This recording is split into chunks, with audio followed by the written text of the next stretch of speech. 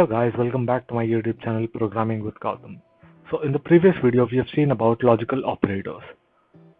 So in today's video we'll be seeing about membership operators. So let's get started now. So what are membership operators? There are two types of membership operators guys, that is in and not in. As you know about logical operators, it will return true or false. The same way membership operators also return true or false. Like in. What is the work of in here? So let me show you with the example now. Take a new Python file called as membership. Okay.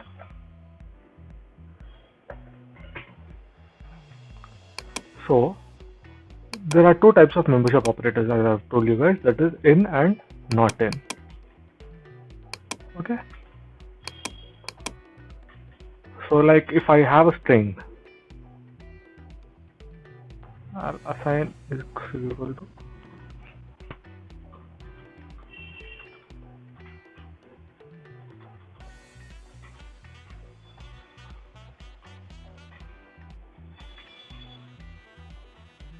okay. So I have a string called as hello, this is Gautam from Programming with Gautam. So y equals to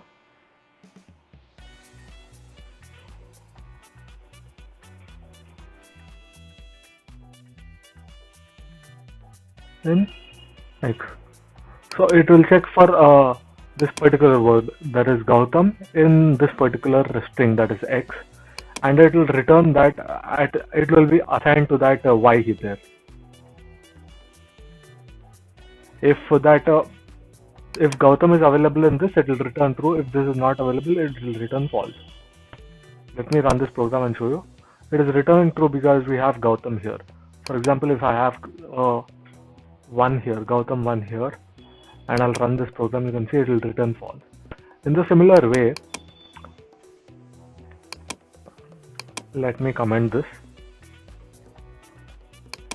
In the similar way, if I have a list equal to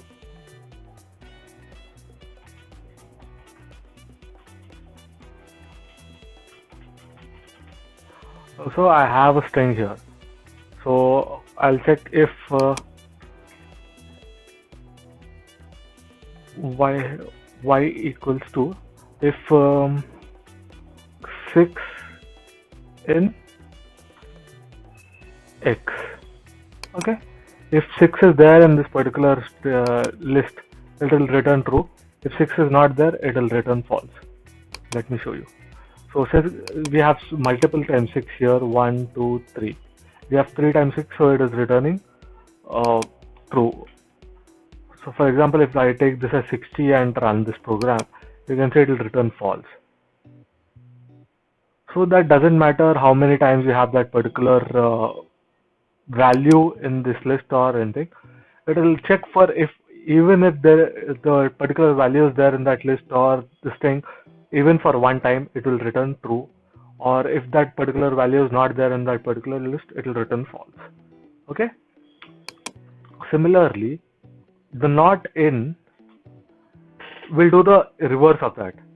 It will check for if 60 is not available in this. If it is not available, then it will return true. If it is available, then it will return false.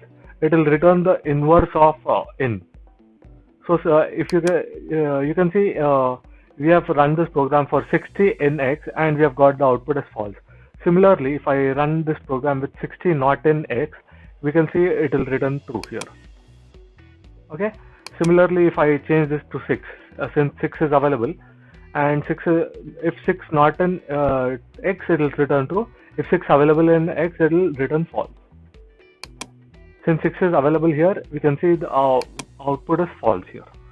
Okay guys. Similarly, we can also take for string. For example, I'll comment this particular string here. So as you know guys, Python is case sensitive. So yeah, I'll take small g and run the program. You can see it will return false here because we are not passing capital G, whereas we have capital G here and we are passing small g here. So this is returning false here. In the similar way, if I change this to small g and run this, you can see it will return true, because we have one with capital G and one with small g. So it is checking for small g, and since small g is available, it is returning true here.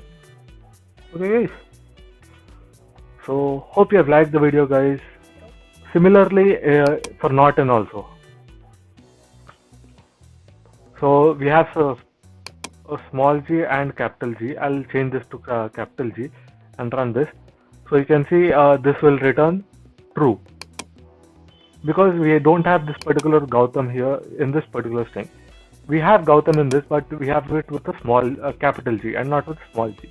Okay. So hope you have liked the video guys. If you have liked it, please like, share and subscribe to my YouTube channel Programming with Gautam.